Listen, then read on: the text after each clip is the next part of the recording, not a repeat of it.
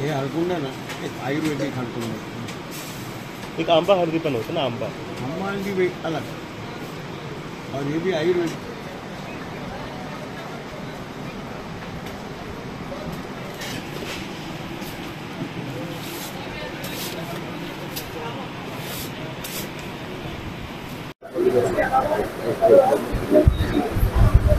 हळकुंडाची बाजार आता सध्या 50 ते 60 रुपयांनी वाढ झालेली आहे आणि वाढायची संभावना आहे असे व्यापारी म्हणतात।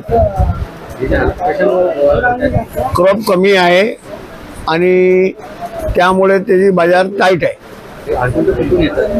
हळकुंड आपले साऊथची येते, सांगलीची येते, वाईची येते, सेलमची येते, लई प्रकारे हळकुंड येते।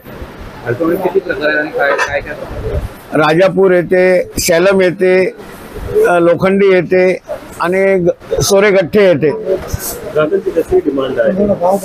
डिमांड सेलम आणि सोरेगठ्ठेचे डिमांड असते आणि ते हळकुंड पोटासाठी आणि शरीरासाठी चांगली आहे।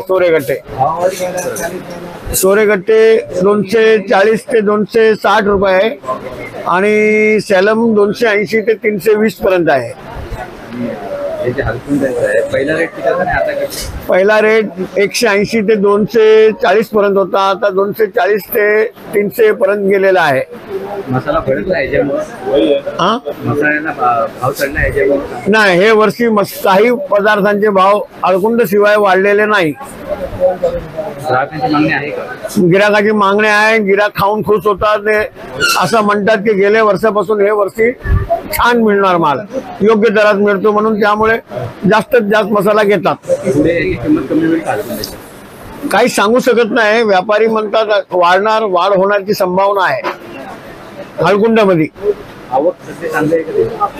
आवक आहे पहिल्यापेक्षा कमी आहे।